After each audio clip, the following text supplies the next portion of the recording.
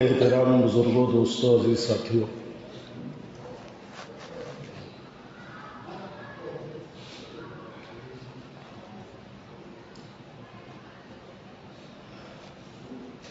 دنیا والوں میں حکومتوں کے قائم کرنے اور حکومتوں کو چلانے کے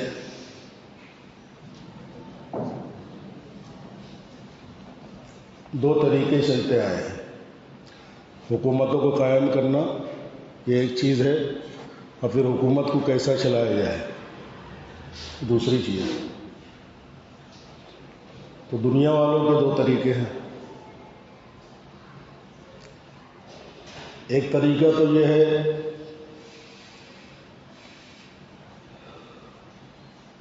کہ ایک آدمی آگے بڑھ کر اپنی حکومت کا اعلان کر دے، اپنی طاقت کے بل بوتے پر، اپنے زور کے بل بوتے پر، اپنی دولت کے بل بوتے پر کہ میں تمہارا بادشاہ ہوں، میں تمہارا حاکم ہوں۔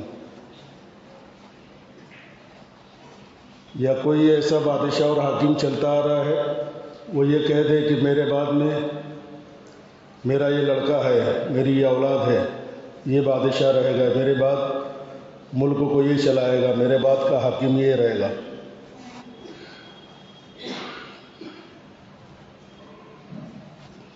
اور پھر حکومت کیسے چلائے؟ حکومت اپنی مرضی سے چلائے، وہ کسی اصول کا پابند نہیں، نہ آسمانی اصول کا، نہ زمینی اصول کا، نہ عوام کی چاہت کا، نہ خواص کی چاہت کا، کوئی پابند نہیں ہو، اپنی مرضی سے حکومت کرے گا۔ وہ اپنے اصول بنائے گا، اپنے اصول پر حکومت کرے گا، موقع آنے پر اپنے اصول کو بھی توڑ دے گا، اس کو کوئی پوچھ نہیں سکتا۔ انا لا غیری، صرف میں ہوں، میرے علاوہ کس کی نہیں چلے گی، میں جو چاہوں گا کروں گا، کوئی مجھ سے پوچھ نہیں سکتا، کوئی مجھ سے گرفت نہیں کر سکتا۔ جی، اس طریقے حکومت کو ڈکٹیٹرشپ کہا جاتا ہے، آمرانہ حکومت، شہنشاہی حکومت، بادشاہت کہا جاتا ہے۔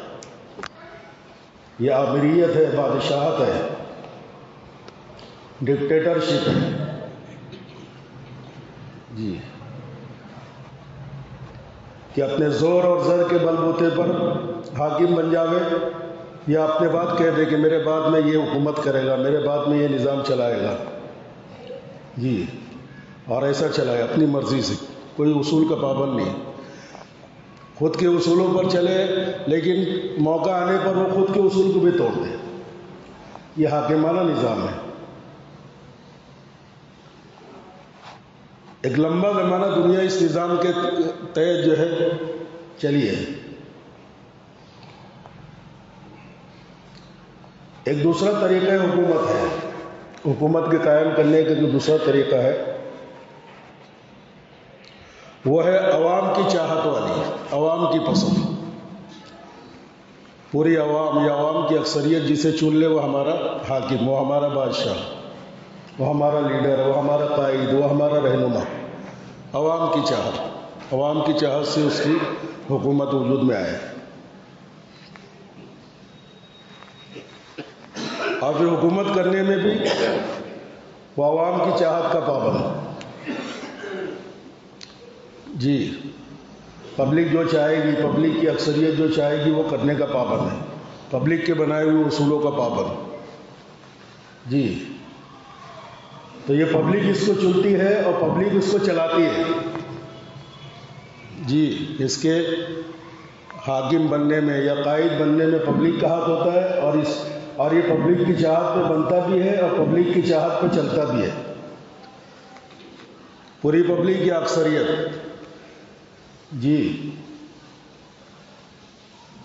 اس کو جمہوری نظام کہتے ہیں۔ یہ نظام جمہوری نظام ہے۔ اس وقت دنیا کی اکثریت میں یہی نظام چل رہا ہے۔ دنیا کی اکثر حکومتیں، اپنی مرکزی حکومت ہو یا اپنی صوبائی حکومتیں ہو، یا نیچے کی کونسل ہو، نیچے کی میونسپلٹی ہو، نگر پالیکا ہو، یہی طریقہ چل رہا ہے، جمہوریت کا طریقہ کار ہے۔ جی، اور ایک ہے خلافت راشدہ کا طریقہ کار، یہ ان دونوں سے ہٹ کر ہے۔ خلافت راشدہ کا طریقہ کار ان دونوں سے ہٹ کر ہے۔ وہاں نہ کسی شخصیت کی مرضی چلتی ہے، نہ حکومت کو عوام کی مرضی پر چھوڑا جاتا ہے۔ وہاں تو ان الحکم الا للہ، قانون چلے گا صرف اللہ کا۔ اس میں انتخاب کے طریقے بھی الگ ہیں جی، نظام حکومت چلانے کے طریقے بھی الگ ہیں جی، اس کی تفصیل میں جانے کی ضرورت نہیں ہے۔ اس وقت جو جمہوری نظام چل رہا ہے اس کے تحت جو چھوٹی بڑی اوپر سے لے کر مرکزی حکومت سے لے کر ذیلی حکومتیں، صوبوں کی حکومتیں اور میونسپلٹیوں کی حکومتیں، گرام پنچایت کے جو اقتدار جو قائم ہوتا ہے اس کے اوپر کچھ گفتگو کرنا ہے۔ اس طریقہ کار کو، جمہوریت کے طریقہ کار کو، جمہوریت میں جس طریقے سے حکومت بنائی جاتی ہے وہ طریقہ کار ہے، اور جس طریقے سے حکومت چلائی جاتی ہے وہ چلانے کا طریقہ کار، قائم ہونے کا اور چلانے کا۔ علماء نے اس کو قبول کیا ہے، ناجائز نہیں کہا ہے، یہ جائز طریقہ کار ہے۔ اس کو اسلامی نہیں کہیں گے لیکن ناجائز اور حرام بھی نہیں کہیں گے۔ جمہوریت کوئی ناجائز اور حرام طریقہ نہیں ہے، لیکن اس میں کچھ اصول ہیں، کچھ کامن اصول، آبجیکٹو اصول ہے اور اسلامی اصول اور اقدار ہے جس کی رعایت کرنے کی وجہ سے معاشرے کا نظام ٹھیک ٹھیک چلتا ہے۔ اسی کو علامہ اقبال رحمۃ اللہ علیہ نے فرمایا تھا،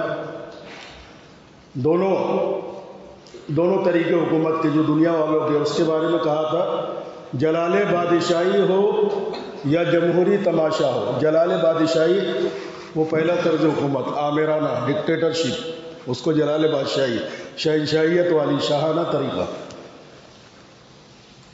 جلال بادشاہی ہو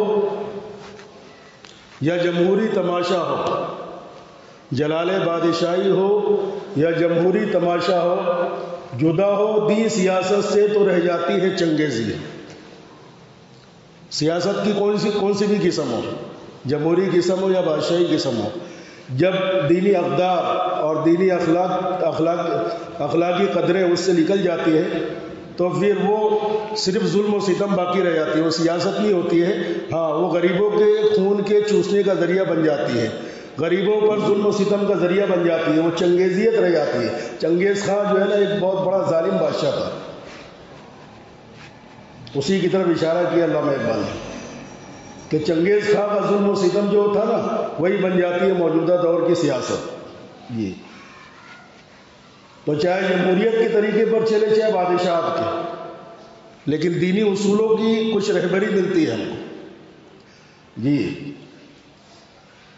اس لیے یہ نہیں سمجھنا چاہیے کہ الیکشن اور انتخابات یہ صرف وہ دنیاوی ہار جیت کا ذریعہ ہے، بلکہ ہاں اس کے اثرات ہماری دنیاوی زندگی پر بھی پڑتے ہیں اور اس کے اثرات ہماری آخرت کو بھی متاثر کرتے ہیں۔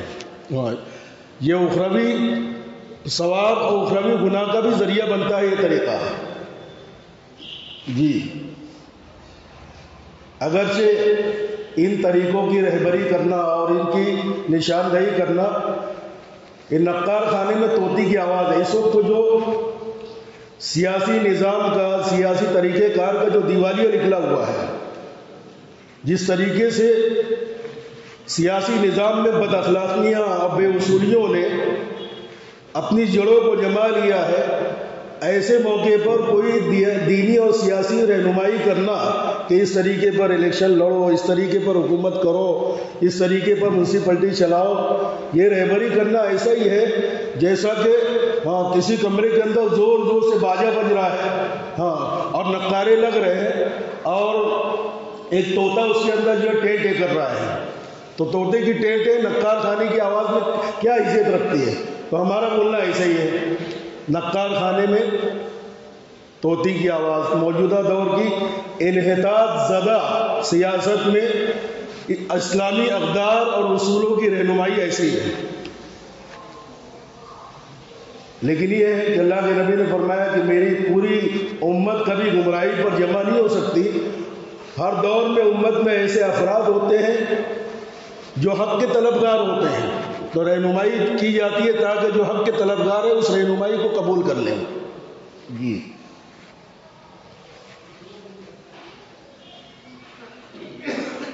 ایک تو بڑے بڑے الیکشن ہوتے ہیں، جو پارلیمنٹ کے الیکشن ہوتے ہیں، ودھان سبھا اسمبلی کے الیکشن ہوتے ہیں، ابھی اس کو چھوڑ دیجیے. ابھی جو میونسپلٹیوں کے الیکشن ہیں اس کو سامنے رکھ کر دیکھتے ہیں کہ شریعت کی کیا رہنمائی ہے. ہاں کیونکہ دونوں کی رہنمائیوں میں، دونوں کے اصولوں میں تھوڑا فرق ہے. ان الیکشنوں میں پارٹی کی پالیسی دیکھی جاتی ہے کہ پارٹی کی پالیسیاں کیا ہے. وہاں جو امیدوار کھڑا ہوتا ہے اس کی شخصیت، اس کی ذات کو نہیں دیکھا جاتا. لیکن یہ میونسپلٹیوں کے الیکشن ہوتے ہیں، نگر پالیکا، مہا نگر پالیکا، اس میں چہروں کو دیکھا جاتا ہے کہ امیدوار کیسا ہے. پارٹی 2 نمبر پہ ہوتی ہے. پارٹی کی پالیسیاں کیا ہیں، اس کے نظریات کیا ہیں، اسلام مخالف ہے یا اسلام مخالف نہیں ہے، وہ 2 نمبر پہ ہوتا ہے. لیکن یہاں پر چہرے دیکھے جاتے ہیں کہ امیدوار کا چہرہ کیسا ہے. جو آدمی اپنے آپ کو الیکشن میں کھڑا کرتا ہے، امیدواری کرتا ہے، تو گویا کہ وہ اپنے بارے میں 2 باتوں کا دعویٰ کرتا ہے کہ میں جن ذمہ داریوں کے لیے کھڑا ہوا ہوں اور امیدوار بنا ہوں، میرے اندر اس کی قابلیت بھی موجود ہے اور میں اس عہدے اور اس ذمہ داری کے لیے امانت دار اور دیانت دار بھی ہوں. یہ 2 دعوے ہوتے ہیں اس کے. قابلیت، میرے اندر اس کی قابلیت ہے، صلاحیت ہے ایک، اور میں دیانت داری اور امانت داری کے ساتھ وہ ذمہ داری کو ادا کر سکتا ہوں. جی یہ قیادت کے 2 رہنما خطوط ہیں جو قرآن پاک میں اللہ پاک نے جس کی طرف اشارہ کیا ہے. قرآن پاک میں اشارے ملتے ہیں، تفصیل کا موقع نہیں ہے، جمعہ کے بیان میں اتنا موقع نہیں ہوتا، نہیں تو وہ آیتیں، وہ واقعات قرآن پاک سے نکال کے آپ کو بتاتا ہوں کہ یہ اصول قرآن پاک سے مستفاد ہیں، قرآن پاک سے نکلے ہوئے ہیں. انی حفیظ علیم. میں اس ذمہ داری کے لیے قابلیت بھی رکھتا ہوں اور میرے اندر امانت داری اور دیانت داری بھی ہے. یہ 2 رہنما خطوط یاد رکھو، ووٹ دینے والوں کو یہ کام آئے گا. اسی 2 کی روشنی میں ووٹ دینا ہے. جی اگر کسی امیدوار کے اندر حقیقت میں یہ 2 چیز نہیں ہے تو وہ پوری قوم کا غدار اور خائن ہے. وہ پوری قوم کو دھوکہ دے رہا ہے. جس کے اندر قابلیت نہیں ہے یا قابلیت ہے لیکن دیانت داری، امانت داری نہیں ہے، ہاں دونوں نہیں ہے یا دونوں میں سے ایک نہیں ہے، اور پھر وہ امیدواری کر رہا ہے، تو یہ پورے معاشرے کا غدار ہے. اور جو لوگ اس کی حمایت کریں گے اور اس کی کامیابی کے لیے کوششیں کریں گے، اپنی حق رائے دہی کو اور ووٹ کے حق کو اس کے لیے استعمال کریں گے، یاد رکھیے جو دنیاوی اعتبار سے جو مفاسد، جو خرابیاں، جو بدعنوانیاں معاشرے میں وجود میں آئے گی، یہ تو ذمہ دار ہو گئی، لیکن اس کو کامیاب کرنے کے لیے کوششیں کرنے والے، مختلف قسموں کی کوششیں کرنے والے، وہ بھی اس کے ذمہ دار ہوں گے. اور آخرت میں اللہ پاک یہ آخرت کے گناہ کے اندر یہ بھی اس کے برابر کے شریک ہوں گے. یہ بھی غدار ہے، یہ بھی خائن ہے، اور اس کو کامیاب کرانے والے بھی خائن اور غدار ہے ملک، یہ معاشرے کی، سوسائٹی. جی یہ 2 بنیادی اوصاف ہیں. بہتر طریقہ تو یہ ہے کہ پورا علاقہ، پورا محلہ، پورا معاشرہ ایسے آدمی کو تلاش کر کے امیدواری کے لیے آگے کرے، نہ کہ انسان خود دعویٰ کر کے آئے کہ میں امیدوار ہوں. جی آج ہر ایک مدعی ہوتا ہے کہ میں امیدوار ہوں. حالانکہ بہتر طریقہ یہ ہے کہ پبلک دیکھے کہ یہ 2 معیار ہے، امانت داری اور قابلیت. اس میں کون شخص بیٹھ رہا ہے، اس کے اندر زیادہ قابلیت اور زیادہ امانت داری اور تقویٰ پایا جاتا ہے، یہ خیانت نہیں کر سکتا ہے. ہاں یہ ہے، اس کو جو ہے پیش کریں کہ ہم جو ہے امیدواری کے لیے اس کو پیش کرتے ہیں. اس لیے کہ اللہ کے نبی کی حدیث ہے، جو شخص اقتدار کا طلبگار ہوگا ہم اس کو جو ہے اقتدار نہیں دیں گے. لا نولی من طلبہ. جی جو اقتدار کا امیدوار ہے اسے اقتدار مت دو، یہ حدیث ہے. اور یہاں امیدوار تو خود ہی دعویٰ کرتا ہے کہ میں سب سے زیادہ اہل ہوں، میں سب سے زیادہ قابل ہوں. تو بہتر طریقہ تو یہ ہے کہ پبلک اس کو کھڑے کرے. لیکن اگر کوئی خود بھی کھڑے ہو رہا ہے تو اپنے اندر دیکھے کہ میں اس دونوں سانچوں کے اندر فٹ بیٹھ رہا ہوں کہ نہیں. قابلیت، صلاحیت اور امانت داری اور دیانت داری. اگر بیٹھ رہا ہوں تو میرے لیے کھڑے ہونا جائز ہے، ورنہ اللہ کی نگاہ میں بھی میں مجرم ہوں اور قوم کا خائن اور غدار ہوں. جی، میں دھوکہ دے رہا ہوں قوم کو. میں جھوٹ بول کر ایک وقتی اعزاز کو حاصل کرنا چاہتا ہوں جس کی کوئی حیثیت نہیں، جو اعزاز میری دنیا کو بھی میری آخرت کو برباد کرے گا اور دنیا میں بھی لوگوں کی نگاہوں سے مجھے گرائے گا. جی، تو جو امیدوار ہو وہ اپنے تئیں ان دو صفات کو محسوس کرے. اور پھر ایک محلے میں، ایک علاقے میں، ایک زون میں، ایک وارڈ میں مختلف قسموں کے امیدوار سامنے آتے ہیں. گویا کہ ہر ایک دعویٰ کر رہا ہے کہ انی حفیظ علیم، انی حفیظ علیم، میں قابل ہوں، میں امانت دار ہوں، میں قابل ہوں، میں امانت دار ہوں. جی، تو پھر آپ کیا کریں گے؟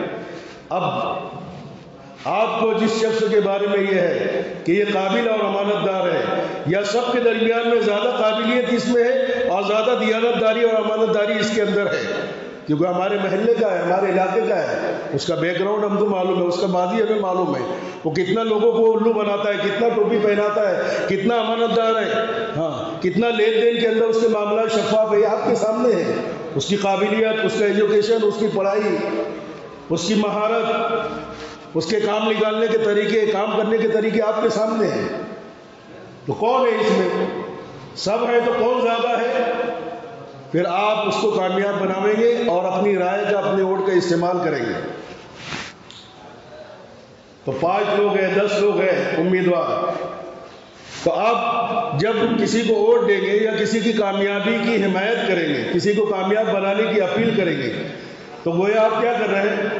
آپ اپنے علموں کے مطابق گواہی دے رہے ہیں کہ میری معلومات کے مطابق یہ حفیظ علیم ہے، یہ امانت دار ہے، یہ قابل ہے. جی، آپ گواہی دے رہے ہیں.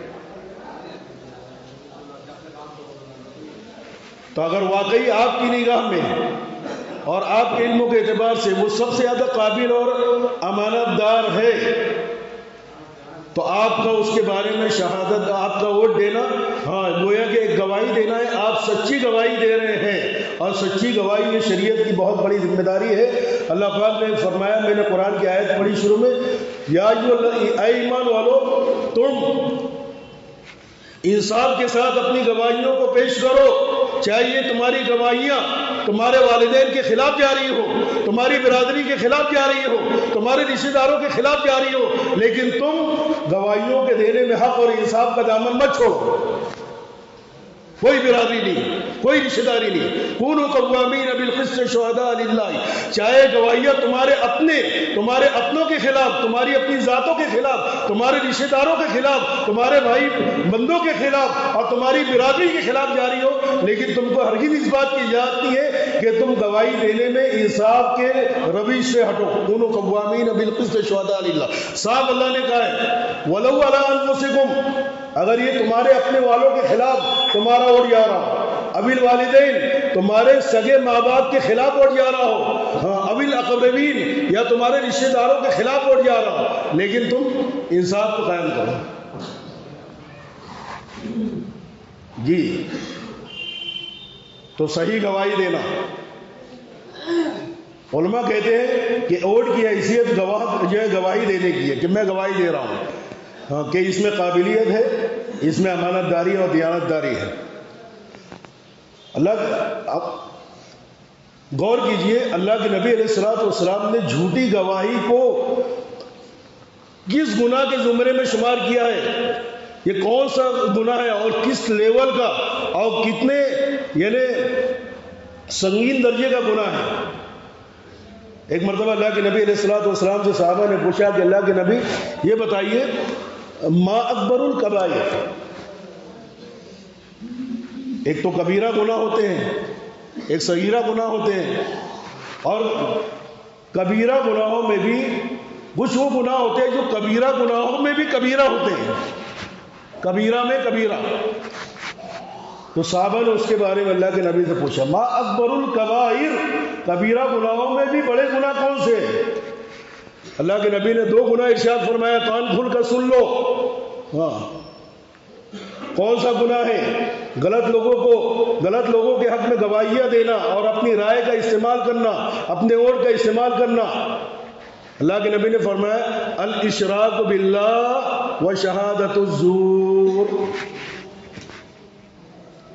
اللہ کے نبی نے جھوٹی گواہی کو شرک کے ساتھ میں شمار کیا ہے، شرک کے درجے کا گناہ شمار کیا ہے کہ کبیرہ گناہوں میں بھی بڑا گناہ 2 اللہ کے نبی نے بیان فرمایا. 2 گناہ، اللہ کے ساتھ کسی کو شریک کرنا. سبھی کو احساس ہے کہ کتنا بڑا گناہ ہے، تو اللہ کے نبی نے اس کے ساتھ میں جوڑ کر کہا جھوٹی گواہی دینا، وہ شہادت الزور، جھوٹی گواہی دینا کبیرہ گناہوں میں بھی بڑا گناہ. جی، علماء نے ووٹ دینے کی دوسری حیثیت متعین کی ہے کہ اس کی حیثیت ایک سفارش کی ہے کہ گویا یہ میونسپلٹی میں سفارش کر رہا ہے، میں ووٹ دے رہا ہوں تو میں فلاں امیدوار کی سفارش کر رہا ہوں کہ یہ اس کام کا اہل ہے، اس کی قابلیت ہے اور یہ امانت دار ہے. جی، سفارش کے بارے میں اللہ پاک نے کیا فرمایا؟ اللہ پاک نے فرمایا من یشفع شفاعۃ حسنۃ یکن لہ نصیب منها ومن یشفع شفاعۃ سیئۃ یکن لہ کفل منها. کوئی کسی کی اچھی سفارش کرے گا تو اچھی سفارش کے جو نتائج اچھے وجود میں آئیں گے یہ اس کا شریک ہوگا، وہ اس کا حصے دار ہوگا. ومن یشفع شفاعۃ سیئۃ، کوئی بری سفارش کرے گا، نااہل کی سفارش کرے گا تو نااہل کی سفارش کے نتیجے میں جو برے نتائج وجود میں آئیں گے، جو خرابیاں وجود میں آئے گی، یہ ان خرابیوں کا حصے دار ہوگا. تو اچھائی وجود میں آئے گی. اچھی سفارش پر اچھائیاں اور اچھے نتیجے، اب بری سفارش پر ظاہر بات ہے آپ ایک خائن اور بے ایمان اور خیانت دار کو جو ہے گھساؤ گے میونسپلٹی کے اندر، وہ کیا کرے گا؟ پوری قوم کا مال جو اجتماعی بیت المال ہے اس سے اپنی دنیا سیدھی دنیا بنائے گا، اپنا الو سیدھا کرے گا. اور وہ اکیلے اس گناہ کا شریک نہیں رہے گا بلکہ اللہ کی نگاہ میں آپ بھی اس کے برابر کے شریک مجرم ہیں، آپ بھی اس کے گناہ میں برابر کے شریک ہیں، اس لیے کہ آپ نے اس کو اس تک پہنچایا ہے اس بات کے جاننے کے باوجود کہ اس کی زندگی میں امانت داری نہیں ہے، یہ لوگوں کا کھا کے ڈبا دیتا ہے. آپ بھی ذمہ دار ہوں گے. قرآن پاک کی آیت چیخ کر کہہ رہی ہے یقل لہو کفل منہا. اچھے نتائج وجود میں آئیں گے، آپ نے اہل اور صحیح آدمی کو پہنچایا ہے تو گویا کہ صحیح آدمی کی سفارش کی ہے، اس سے جو انصاف وجود میں آئے گا، جو حقوق کی ادائیگیاں وجود میں آئے گی، جو لوگوں کو بجلی پانی کی ضرورتیں پوری ہوگی، ہاں وہ تو ثواب کا مستحق ہوگا، لیکن آپ نے اس کو پہنچایا ہے اپنے علم کے مطابق تو آپ بھی اس خیر کے حصے دار ہوں گے، آپ بھی اس خیر کے حصے دار ہوں گے. جی، ومن یشفع شفاعۃ حسنۃ یکن لہ نصیب منہا. جی، اور بھی ووٹ کی کچھ حیثیتیں، وقت نہیں ہے لیکن کچھ اہم باتیں اس کو بھی عرض کرنا ضروری ہے. گواہی دینا یہ اسلامی فریضہ ہے. کسی آدمی نے اپنے سامنے کوئی واقعہ ہوتے ہوئے دیکھا تو اب اس کے ذمہ ضروری ہے کہ عدالت میں جانے کے بعد اگر اس کی گواہی کی ضرورت ہو تو گواہی دے. اگر اس کے گواہی نہ دینے کی وجہ سے کسی کا حق ڈوب رہا ہے، کسی کا حق مار کھا رہا ہے، کسی کی حق تلفی ہو رہی ہے، ہاں تو یہ اللہ کے یہاں پر مجرم ہے. اللہ پاک نے فرمایا وَلَا تَكْتُمُوا الشَّهَادَةَ. ایمان والو، جب تمہاری گواہیوں سے کسی کا حق جڑا ہوا ہے کہ گواہی دینے سے کسی کا حق زندہ ہوگا، نہ دینے سے اس کا حق ڈوب جاوے گا، تو پھر تمہارے لیے اپنی گواہیوں کو چھپانا جائز نہیں ہے. وَلَا تَكْتُمُوا الشَّهَادَةَ، گواہیوں کو چھپاؤ مت. تو یہاں تو اس گواہی سے پورے معاشرے کا حق جڑا ہوا ہے، ان کی بنیادی ضروریات، جو ان کے بنیادی حقوق اور ضروریات ہے، وہ ساری چیزوں کا دار و مدار جو اس ووٹ کے اوپر چھپا ہوا ہے. تو ووٹ دینا بھی ضروری ہے، ووٹ نہ دینا یہ گویا کہ گواہی کو چھپانا ہے. اب پھر جب تم گواہی دینے کے لیے تیار ہو جاؤ تو پھر یہ مت کہو کہ میری گواہی سے تمہارا 1 کروڑ جو تمہارا حق ہے وہ تم کو مل جائے گا تو تم کتنا % دو گے؟ میں گواہی دوں گا 1 کروڑ میں سے کتنا لاکھ مجھے دو گے؟ تو یاد رکھیے جو چیز آپ کے لیے کرنا ضروری ہے، اللہ کی طرف سے اس کو ضروری قرار دیا گیا ہے، اس چیز پر آپ کوئی معاوضہ نہیں لے سکتے، اس کو رشوت میں شمار کیا ہے۔ ہاں، یہ انتہائی قسم کی بدترین رشوت ہے۔ وہ تو آپ کا دینی فریضہ ہو گیا، آپ کا دینی فریضہ ہو گیا، اس دینی فریضے کی ادائیگی پر آپ کو کیا حق ہے کہ آپ کو اس کے اوپر معاوضہ لو؟ یہ بدترین قسم کا سخط ہے، جس کو اللہ پاک نے قرآن میں سخط سے تعبیر کیا۔ ہاں، جو بنی اسرائیل کے علماء کی بدترین رشوت تھی، ہاں، سماعون للکذب اکالون للسحت، ہاں، یہ بدترین کی یہ رشوت کی بدترین قسم ہے۔ آپ کے لیے ایک پیسہ اس شہادت اور اس ووٹ کے دینے کے حق کے استعمال کرنے پر لینا حرام ہے، حرام۔ جی، آپ اپنی شخصیتوں کی قیمت لگاتے ہو، 500 کی ایک نوٹ آپ کی پوری شخصیت، آپ کی پوری ذات کی قیمت ہے۔ آپ نے اپنا سودا کر لیا، اپنی ذاتوں کا سودا 500 کی ایک نوٹ میں کر لیا، اپنے آپ کو اتنا ہلکا بنا لیا۔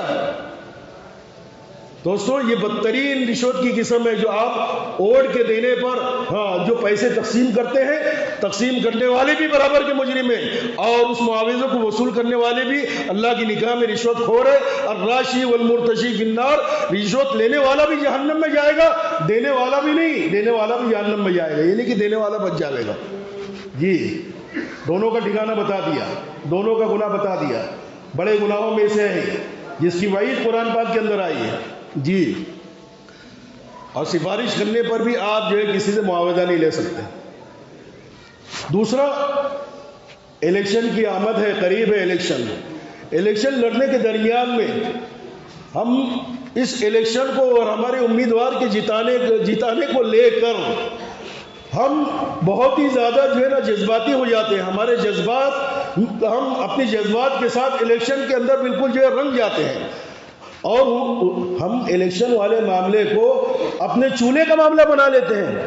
ہاں، برسوں کی دوستیاں داؤ پر لگ جاتی ہیں، اور ایسی دشمنیاں وجود میں آتی ہیں جو 5 سال نہیں بلکہ برسوں تک باقی رہتی ہے۔ ہاں، ان لیڈروں کی حمایت میں، ہاں، یاد رکھیے، یہ لیڈر جو آج ایک دوسرے کی پگڑیاں اچھال رہے ہیں، ایک دوسرے کی عزتوں کا جو ہے جنازہ نکال رہے ہیں، اور ایک دوسرے کی غیبت اور بہتان تراشیاں کر رہے ہیں، گالی گلوچ تک کے لیے، گالی گلوچ تک سے باز نہیں آ رہے۔ یاد رکھو، جب یہ جیت کر جاویں گے نا میونسپلٹی میں، ہاں، تو یہ بیٹھک ملا کر ایک ساتھ بیٹھیں گے، آپ کو جھگڑا لگا دیں گے، آپ کا خون خرابہ کرا دیں گے، آپ کی دشمنیاں خراب کر دیں گے، آپ کے تعلقات خراب کر کے دشمنیوں کا بیج پیدا کر دیں گے۔ آپ لڑتے رہو، چولہے میں جاؤ۔ جی، ارے وہاں پر یہ بیٹھک سے بیٹھک ملا کے، ہاں، چائے پانی کریں گے، پارٹیاں کریں گے، ہاں، وہاں سودے بازیاں کریں گے، ہاں، میئر جو ہے کس کو میئر بنانا ہے اس کی سودے بازیاں اس ساتھ میں کریں گے۔ ہاں، یہ الو بنا رہے ہیں آپ کو، ہاں، یہ آپ کو، ہاں، ان لڑائیوں میں، ان جھگڑوں میں اپنی سگی اولادوں کو نہیں یہ بھیجیں گے، یہ خود جو چل کر نہیں آئیں گے، یہ پوری قوم کو، پورے محلے کو، پورے ورکروں کو جذباتی بنا کر آگے کر دیں گے۔ ہاں، اور ایسا مسئلہ بنا کر پیش کریں گے گویا کہ تمہارے گھروں کا مسئلہ ہے، تمہارے گھر کے چولہوں کا مسئلہ ہے۔ ایسی دشمنیاں دل پہ لے رہے، الیکشن کو اتنا دل پہ لے رہے، الیکشن لڑنے کو اتنا دل پہ لینے کی کیا ضرورت نہیں۔ یہ اپنے دماغوں کو استعمال کر رہے ہیں، اور تمہارے دلوں کے اندر یہ جذبات اتنے مخلص ہو کر جو ہم کام کر رہے ہیں، یہ اس کی اتنا مخلص ہے کہ اس کے اندر اپنے برسوں کی دوستیاں نہیں دیکھ رہے، رشتہ داریاں نہیں دیکھ رہے، اور یہ لوگ بیٹھ کر اوپر ہنستے ہیں کہ دیکھو ہم کیسے، ہاں، مرغا لڑا رہے ہیں، کتنا الو بنا رہے ہیں، دیکھو کتنا لڑ رہے ہیں۔ جی، ان کی دشمنیاں حقیقی نہیں ہوتی ہیں، ایک دوسرے کو برا بھلا کہتے ہیں، ہاں، یہ صرف وہ جو ہے نا دماغ تک رکھتے ہیں، دل پر نہیں لیتے ہیں، اور ہمارے دلوں میں ان کی دشمنیاں ڈال دیتے ہیں۔ اللہ کے نبی علیہ الصلوۃ والسلام کے زمانے کے واقعات دیکھیں۔ ایک مشہور لڑائی ہے حضرت معاویہ رضی اللہ تعالیٰ عنہ کی حضرت علی کی، آپ لوگوں نے جنگ صفین کا نام سنا ہوگا۔ دیکھو صحابہ نے، ہم کو رہبری ملتی ہے صحابہ کی زندگیوں میں، کوئی کس کی حمایت میں کس حد تک جاوے، اور کسی کی حمایت یا کسی کے خلاف ہونے میں وہ اخلاقی حدود اور بارڈر کیا ہے جس کو کراس کرنا ہمارے لیے جائز نہیں ہے، یہ صحابہ کی زندگیوں میں ملتی ہے۔ خود صحابہ حضرت علی رضی اللہ تعالیٰ عنہ کی طرف سے، خود صحابہ حضرت معاویہ کی طرف تھے۔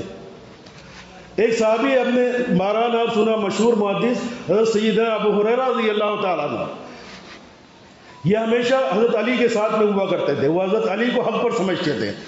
جی حضرت معاویہ اجتہادی غلطی پر تھے اور یہ حضرت علی حق پر تھے. ہاں حضرت معاویہ باطل پر نہیں تھے، اجتہادی غلطی پر تھے. اور اکثر جلیل القدر صحابہ حضرت علی رضی اللہ تعالیٰ عنہ کے ساتھ میں تھے، کچھ ادھر بھی تھے. تو یہ رہتے تھے حضرت ابو ہریرہ رضی اللہ تعالیٰ عنہ حضرت علی کے ساتھ، اور جنگ کی صفوں میں حضرت علی کے ساتھ میں ہوا کرتے تھے.